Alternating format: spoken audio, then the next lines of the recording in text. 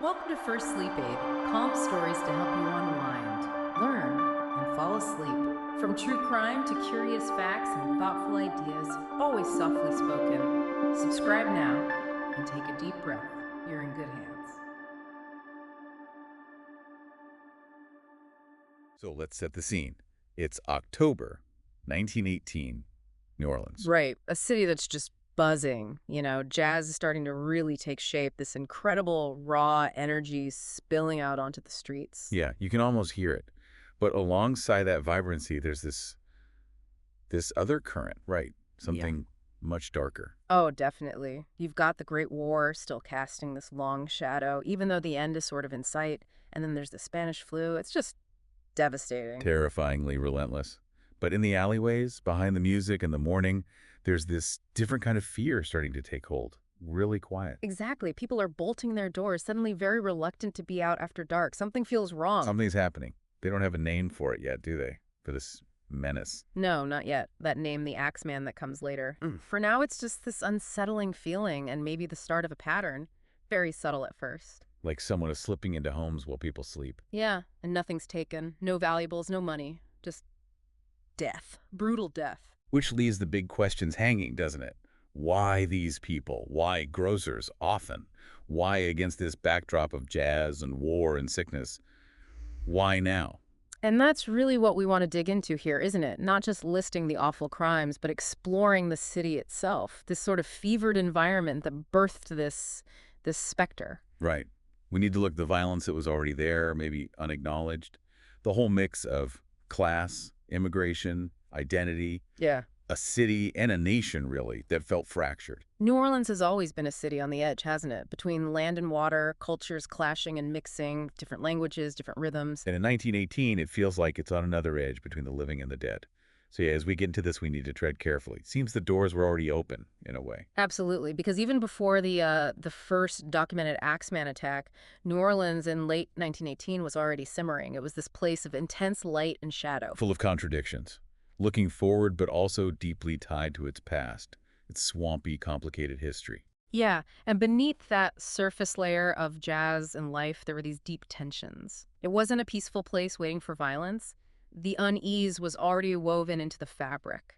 And you mentioned the external pressures, the war winding down, but overshadowed by the sheer terror of the Spanish flu. Completely overshadowed. The flu just ripped through the city, hospitals overflowing, bodies piling up. It created this pervasive climate of fear and loss, even before the Axeman. And this was layered onto a city that was already a complex mix. French, African, Irish, Sicilian, Creole, Cajun. A real mosaic. But by 1918, that mosaic was definitely showing cracks. Groups were pulling inward, there was suspicion, integration felt more like a myth than reality. Violence was always sort of flickering at the edges. And specifically within that, the Italian immigrant communities, particularly Sicilians, they occupied a really precarious space, didn't they? They did. They'd been arriving since the late 19th century, taking tough jobs, laborers, fishermen, peddlers. Eventually, some managed to open small grocery stores. Often in black and other immigrant neighborhoods, right? Building this kind of day-to-day trust over the counter, these shops became community hubs almost. They did, vital hubs. But that local trust, built over buying groceries, it offered very little protection against the deeper prejudices simmering in the city. Yeah, the city had a dark history there already. That mass lynching in 1891. A horrific event.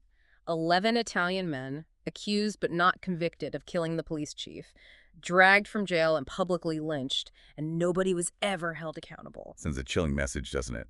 You can live here, work here, but you're not really us. Exactly. And by 1918, that memory hadn't faded. It had sort of festered into resentment, shame.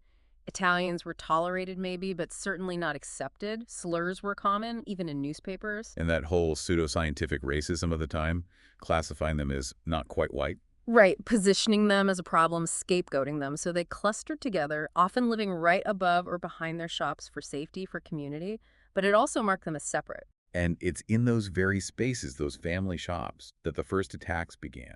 The first victims were grocers. People working incredibly long hours. And initially, the police just didn't see a connection. They thought, robberies gone wrong, domestic disputes, maybe crimes of passion, the usual explanations. But looking back, the signs were there, weren't they? This emerging, disturbing pattern. Unsettlingly specific. Entry almost always through a back panel, quietly chiseled out.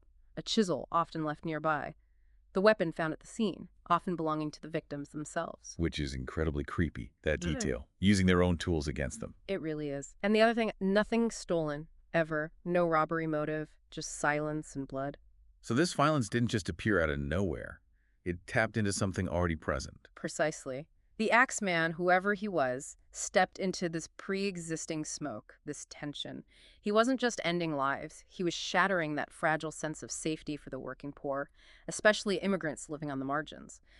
These first victims were already in a vulnerable position. These grocers, they were like translators between worlds, weren't they? Middlemen in this really segregated city. Absolutely. Reliable shopkeepers by day, knew everyone, maybe extended credit, places where people connected. That was one side. But the other side, targets for resentment by night. Because of that liminal position, not fully accepted as white by the elites, viewed with suspicion by others, maybe resentment from Black, Creole, Irish communities for different reasons, competition, proximity, just the friction of survival in a tough city. So they're trusted for commerce, but not really for social acceptance. Carrying the burden of being accessible without necessarily getting respect. A really precarious spot, and the early Axeman victims fit this profile perfectly. Living behind the store, locking up each night, knowing danger was possible, maybe beyond just robbery. They weren't prominent citizens. Their deaths didn't initially cause a citywide uproar, often minimized in the reports. Which is why historians look at the pattern now and see something methodical, targeting poor Italians on the edge of whiteness, people with little power or connections. It suggests the killings were maybe expressing deeper social anxieties, these grocers becoming symbols of change, of otherness. And the city's reaction, or lack thereof. Slow police work, slow press connection of the dots. And no real community protest or solidarity across those racial and class lines. Fear just sort of replaced outrage. Silence settled over those storefronts. But their presence lingers, doesn't it? You can still see those old corner shops, sometimes with faded Italian names above the door. Provenzano, Maggio, Cordemelia. Echoes of that time. A reminder of when survival meant trusting the city wouldn't turn on you, and then suddenly, terrifyingly, it did. And all this is happening while the world itself feels like it's unraveling. Autumn 1918, the Great War is ending, which should be a relief. Right, it should be. But any celebration in New Orleans was so muted, overshadowed by the losses from the war and the sheer terror of the Spanish flu. That pandemic just swept through. You described it. Overflowing hospitals, bodies piling up, shortages of coffins, undertakers. Schools shuttered, public gatherings banned, even funerals were restricted. The air itself felt suspect. No real medical answers, just grim newspaper reports. A city known for its sensuality suddenly locked behind doors. The psychological toll must have been immense. The war introduced this industrial scale of death, and then the flu brought death right into your home, made breathing dangerous. It created this creeping sense of unreality, like the world wasn't stable anymore. And the Axeman killings start within that context. Initially, maybe hard to pick out from the general madness. Exactly. So much death, so much fear already. But the Axeman's violence had this specific rhythm, didn't it? The axe, the silence, the sleeping victims, it felt almost ritualistic, intentional, not random like the flu. So people started speculating maybe it was a shell-shocked soldier, someone driven mad by the flu itself. All sorts of theories. But the pattern kept asserting itself. The grocers, the working class, the immigrants, it just kept splitting the city further along those existing cracks. And this is where the legend starts to form, isn't it? Before he even wrote a letter, a spirit, a shadow, some kind of reckoning emerging in this city, humming with jazz and death. He hadn't found his voice yet, but he soon would. Which brings us to the first widely recognized case, the Maggio murders. June 23rd, 1918, Upper Line Street. One of those thick, heavy New Orleans summer nights. Maybe some ragtime drifting in the distance. And then, screaming, 1901 Upper Line. Yeah, Andrew Maggio finds his brother Joseph and Joseph's wife Catherine. They'd just been celebrating opening their new grocery store, and now they're murdered in their apartment. And the scene was horrific. Beyond horrific. Joseph's throat cut so deeply it was almost a decapitation. Catherine killed just as brutally mutilated. It was a scene that almost defied language. But amidst the horror, there were these cold, calculated details you mentioned. Exactly. The back door panel removed quietly. Their own axe found washed clean in the bathtub. And their throats cut. Not with the axe, but with Andrew's razor, missing from his barbershop nearby. That suggests planning. Deliberation, not just blind rage. And again, nothing stolen. No money, no valuables, just death. Police were baffled. No witnesses heard anything, no forced entry sounds, no strangers seen lurking. Andrew was questioned, naturally, but his grief was raw, and there was zero evidence. No fingerprints, no clear motive, just questions. The press ran headlines like double homicide shocks Italian community, maybe asking if there was a man with a razor loose, but no sense yet of a serial killer. Though historians now debate if this was truly the first, or if earlier murders fit the pattern. Right. But for the public and the police at the time, this felt like the beginning. The sheer brutality, the ritualistic elements, methodical entry, using victims' tools, the throat cutting. It felt almost staged. Like it was meant to send a message, but to whom? Exactly. The Maggio murders left this dark, unresolved chord hanging over the city. It changed something, sharpened the fear. And that first whispered question starts. What kind of man kills like this? Initially, maybe people tried to explain it away. New Orleans had a history of violence, domestic disputes, brawls, robberies gone wrong. Maybe this was just another awful but isolated incident. But then, only 6 weeks later, August 5th, another grocer attack. Louis Bessumer and his partner, Harriet Lowe, found battered with an axe in their corner store, edge of the French Quarter. Another horrific scene. Bessumer barely survived, fractured skull. Harriet Lowe lingered for weeks, tragically. Reports say she was delirious, sometimes blaming different people before she died. And the similarities of the Maggio case were just Understandable. Forced backdoor entry, an axe is the weapon this time left behind, bloody. And again, nothing stolen. Police response still seemed scattered. Yeah, arresting various people an African-American man Bessumer had argued with. Bessumer himself for a time. The logic seemed inconsistent. The press speculated wildly love triangle, robbery, revenge. Nothing quite explained the brutality without theft. But people in the city must have been thinking, this feels familiar. That murmur definitely started growing louder. And then, just 5 days later, August 10th, Anna Schneider, 8 months pregnant, attacked in her bedroom while her husband was out. Miraculously, she survived, and the baby was unharmed. Incredible. But again, no known enemies, no theft. Forced window entry this time, but still an axe used. And then another one, 5 days after that, August 15th. Joseph Romano, an elderly grocer, found by his nieces head wounds from an axe, died 2 days later, and his nieces reported seeing someone fleeing a large man in dark clothes. The first and only description, right, fleeting as it was. That's right. And that rapid succession, that undeniable similarity, method, weapon, lack of theft, that's when the press really shifted. The word serial started appearing. These weren't isolated anymore. The Axeman, though maybe not named consistently yet, started to take shape in the public mind. And the patterns, the rules, became clearer. Strikes at night, enters through altered doors or windows, uses the victim's own tools, axes, razors, never steals, never speaks, leaves no trace but the horror. And the victims, mostly grocers, mostly Italian, living near their shops, that vulnerable group we talked about. Hauntingly consistent. Meanwhile, the police investigation just wasn't getting traction. Theories kept claxing. Witnesses contradicted each other. Evidence evaporated. The city sank deeper into this watchful terror.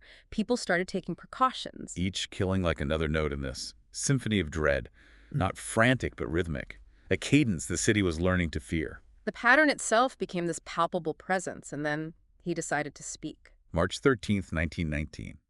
The Times-Picayune newspaper gets a letter, handwritten, unsigned, and weird. Deeply weird, and chillingly confident, almost mocking, laughing at the raiders, at the police. Starts with esteemed mortal, right, claiming he's never been caught, never will be, because he's invisible. Yeah, invisible, even as the ether that surrounds your earth. Then calls himself a spirit and a demon from the hottest hell, taunting the police for their failures. Says he has no human form, just appetite. And then comes the decree, the proposition. The truly bizarre part. He announces that next Tuesday night at exactly 12:08 a.m. earthly time, he's going to pass over New Orleans. But he offers infinite mercy under one condition. Play jazz. Homes playing lively, swinging, joyous jazz would be spared. But any house that remains silent, they'd get a visit from his axe. The city's reaction must have been disbelief, terror, both. All of the above. It sounded absurd, like a sick joke, but the fear was real. People had been living with this for almost a year, so they listened. And that Tuesday night, March 19th, 1919, New Orleans became surreal. Absolutely surreal. Dance halls packed, jazz bands playing everywhere, porches, saloons, backyards, people dragging out their phonographs, music pouring out of windows all night long. Not out of joy, but out of survival. It was a citywide plea for mercy set to a swinging beat, and he didn't strike that night. The killer stayed silent. He did. The newspapers printed the letter in full, of course. People debated endlessly, was it a hoax, a publicity stunt? Or was there some twisted method in the madness? It mentioned details known about the crimes. The tone was theatrical but seemed purposeful. And the question remains, why jazz? Why this music, this city, this moment? Historians have mulled that over for decades. Was it symbolic? A twisted tribute to the city's soul? Was it manipulation, controlling the city through his own voice? Or was the killer himself reflecting this fractured, changing America of 1919? Whatever the reason, the result was clear. The city obeyed. Fear became a kind of worship almost, blurring that line between the myth and the murderer. The Axeman, real or not, had found his voice, and New Orleans heard him. So picture that night again. March 19th, just past midnight. Windows open everywhere, not for air, but for sound. Music flooding the streets, trumpets, pianos, fiddles, voices, even phonographs in the poorest neighborhoods, the ones hit hard by the flu, whirring away. Everyone knew the deal. Play jazz and live. Stay silent and risk him. It was like nothing the city had ever seen. Not a festival, something older. A ritual, a warding off. Kids falling asleep to trombones, old women clutching rosaries to syncopated beats, armed men tapping their feet nervously, the whole city swaying out of necessity. And people didn't wait until 12:15 a.m. Bands started early, drinks poured early, nerves were frayed hours before. Even the cops were reportedly humming along by 10 p.m. The dance halls must have been frantic. Like people were dancing as if chased. Hysteria, yes, but also this strange, terrified unity across race, class, language just for that night, bound by one sound, one beat, one plea. And no axe fell. No axe fell. Oh. Afterwards, the letter became legend, reprinted, denounced from pulpits, analyzed by psychiatrists, mocked, then quoted almost reverently. And jazz itself changed in perception, didn't it? From maybe vulgar or wild to something else, something that held back death. The saying started, jazz saved the city. Not literally true, maybe, but capturing something real about that night. He gave them a choice, sing or suffer, and the city chose to sing. It wasn't redemption, not healing, but it was this bright, absurd, unforgettable moment when music stood between life and death. Fear had a soundtrack. To really get why jazz felt like protection, you have to understand New Orleans, right? It's a unique character. Exactly. It's not just any American city. It's this port, this crossroads, French, Spanish, African, Creole influences. Catholic meets pagan. Music here isn't just entertainment. It's inheritance, incantation, resistance. You think about Congo Square back in the early 19th century. Enslaved Africans allowed to gather on Sundays, dancing, drumming, singing songs that kept memories alive. Loud, unapologetic sounds, unsettling to the white elites but tolerated. And from that, this new music grew layered rhythms, bent notes, call and response. Not European order. It was sound as survival. And by 1919, it evolved into jazz. Still a bit controversial, maybe considered unclean by some. Music of improvisation, syncopation, finding playfulness amidst hardship, messy, unpredictable, alive, like the city itself. Plus, that spiritual dimension of New Orleans. The dead feel close there above ground cemeteries, voodoo altars mixed with Catholic saints. The veil feels thin. So the Axeman, in that context, could easily seem like more than just a man, a spirit, a force disrupting the balance. And music becomes a defense, not just a diversion. So March 19th wasn't just fear, it was an invocation, a city-wide ritual disguised as a party. That's one way to see it. Jazz historians definitely point to that night as accelerating jazz's rise. Marginalized music suddenly became mythic, claiming power over death itself. But there's that darker layer too, isn't there? While the city danced, it trembled. Not everyone can play music loudly. Did it divide the city further? That's a crucial point. Jazz as protection, but maybe only for those who could afford to make themselves heard. Still, the idea persisted. The soul of New Orleans, its pulse, its music, had power.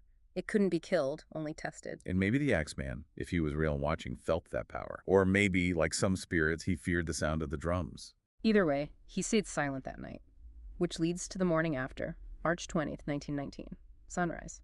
The city feels not safe exactly, but spared. No blood, no axe, no screams. Disbelief instead of dread. And the question, is it over? Was that it? Newspapers call it a miracle. Jazz musicians are heroes. Priests preach mercy.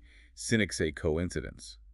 But underneath that nagging thought, what if he just let us live? Because the silence didn't feel like peace. It felt like a pause, like the space between verses in a song you don't want to hear again. The debate about whether he even existed flares up again. Was he just a figment of a traumatized city's imagination? Difficult to sustain that argument with all the bodies, the patterns. But the letter adds to the mystery. Was it a hoax? But the writer knew the city, its music, its magic, its terror. Myth and reality just tangled together, like those dancers. And maybe the Axeman himself realized something. He could control the city with words, not just violence. Fear, shaped carefully, became power. Music was both shield and summons. The killings did resume later, didn't they? And the city didn't play music every night. No, life had to go on, but something changed. The Axeman wasn't just a man anymore. He was an idea, a voice, a specter with rhythm. And New Orleans never forgot that night. The night silence was the most dangerous sound, even as it tried to move on. Which brings us to the spring of 1919. The city is half awake, heavily armed, and deeply paranoid. Every sound is suspect. Neighbors watching neighbors, families barricading homes, hardware stores selling out of locks, gun stores selling out of pistols. The Axeman is everywhere, not just in the streets, but in people's minds. Patrols form citizens, police, vigilantes with lanterns and guns, kids kept inside, shops closing early. The city's usual hum is just flattened by tension. And still, the killer remains unseen. The silence between attacks almost makes it worse. It's psychological warfare. Strike, then wait. Let the dread build. Theories multiply. Butcher, escaped lunatic, ancient spirit, race and class inevitably enter the speculation. Police are desperate. They start arresting people with little cause. Vagrants, other grocers, jilted lovers, grieving widows. Anyone who seems slightly off. And that awful case of Orlando Giordano and his son. Convicted for the Cordemelia attack, which looked like the Axeman, based on flimsy evidence and a coerced confession. A terrible miscarriage of justice, driven by the public's need for someone to blame, even though the real killer, presumably, was still out there. And the continued murders kept proving the theories wrong. No clear geographic pattern, inconsistent tools sometimes, moving freely across the city. The most terrifying part was just the unknowability. He didn't behave like a normal criminal or even like a predictable madman. So the city turns inward, blaming the police, turning to prayer. Even jazz starts to feel uneasy again. The killer grows larger than his actions. He becomes folklore, a cautionary tale, almost this dark god walking to a syncopated beat. But the truth remains, he's still out there, and New Orleans is still listening. And that need for a culprit, for someone to name and blame, becomes overwhelming. The faceless Axeman is too big, too elusive. So they start assigning faces, some strangers, some neighbors. Louis Obica, that laborer with a temper who'd argued with the victim. Early suspect. Arrested, questioned, released. No evidence. But his name was never really cleared in the public eye. And revisiting the Cordemelia case, Charles and Rosie attacked, their daughter Mary killed. Rosie accused the neighbors, the Giordanos, citing jealousy between grocers. Despite huge doubts, the attack method matching the Axeman, their alibis, good character, no criminal record. The city needed answers so badly they accepted this illusion of justice. Until Rosie recanted months later, admitting the accusations were false grief, police pressure, trauma. The Giordanos were released, but the damage was done. They became scapegoats. And they weren't the only ones. Black laborers, mentally ill residents, other immigrants arrested on flimsy grounds. Meanwhile, the real suspect, if it was one person, slips away. Letters keep coming. Imitators, journalists, maybe even him. Maps, lists, theories. Nothing works. Silence meets every attempt at reason. The Axeman kills, vanishes. The city learns to live with exhaustion, uncertainty. And his image shifts again, doesn't it? Not just man or myth, but a mirror. Reflecting the city's own failures, fractured communities, rushed judgments, that appetite for spectacle, the inability to protect the vulnerable. Justice wasn't served, but life somehow had to go on. And then he vanishes, as suddenly and silently as he arrived, after the last known attack in August 1919. No capture, no trial, no confession, no remorse. Just gone. An abrupt void where the terror had lived. The last victim was Sarah Lawman, right? Young woman in Gentilly. Survived an axe attack, fractured skull, bloody room. Same chilling pattern. Nothing taken, forced entry, weapon from the house. And she recalled nothing. No face, no voice, just darkness. And after that, silence. No farewell letter, no victory lap. He just receded into the city's fog. Theories about the disappearance flew around, of course. Maybe he died himself, bar fight, accident, another crime. Maybe he fled the city, changed identity. Or the theory he never really existed as one person at all, just coincidence, collective hysteria. Hard to square that with the bodies and the broken doors. Too much physical evidence. So what's the more likely explanation for why he stopped? Perhaps he sensed the city changing. The flu was waning, the war was over, life was slowly returning to something like normal. Maybe fear was losing its sharp edge, the terror wasn't as ripe for him to exploit. Like a performer knowing when to leave the stage. Possibly. He faded from the front pages, replaced by other scandals, a new mayor, a flood, race riots. Jazz went mainstream. The world moved on. But in New Orleans, memory is different. It sinks, becomes sediment. People talked about him less, but he wasn't forgotten. He lived on in cautionary tales, old police files, that collective shiver when a shadow moves unexpectedly. No trace left behind, only echoes. A creaking door, a snatch of melody that feels wrong. And the memory of that night, everyone played music for survival. Never caught, never confessed, and maybe never truly left. Some crimes end, others just echo. The Axeman story ends with absence, which creates a different kind of endurance, doesn't it? Absolutely. The killing stopped, but the wound remained. You can bury the victims, but not always the trauma. Especially for the Italian-American community. It must have hit their identity hard, reminded them of their vulnerability despite everything they contributed. And the official silence afterwards, that was loud too. No monuments, no formal recognition, just gaps in the records, names fading. But memories pass down in families, right? Unexplained precautions, warning stories, trauma transmitted across generations. And the Axeman figure evolves into folklore, a ghost story, a symbol of the city's selective memory, who gets remembered, who gets forgotten. But the fear wasn't just felt by one group, was it? No, it was shared. Black families saw the injustice of arrests. Creole neighbors understood delayed justice. Musicians remembered playing for their lives. The Axeman became this truth about intimate terror, hidden wounds. It fits that idea of cultural trauma communities internalizing violence, embedding fear and behavior in stories. Especially in New Orleans, with its unique relationship to the past, where the dead aren't buried very deep. The Axeman's presence lasts, not in police files, but in caution, hesitation, the night's particular silence. The echo of the axe becomes part of the city's song. And what the killer didn't finish, the public imagination, maybe fueled by the media, kind of completed, right? Turning him from a killer into a character. That transformation started almost as soon as he disappeared. Newspapers played a huge role, shifting from reporting to more theatrical descriptions.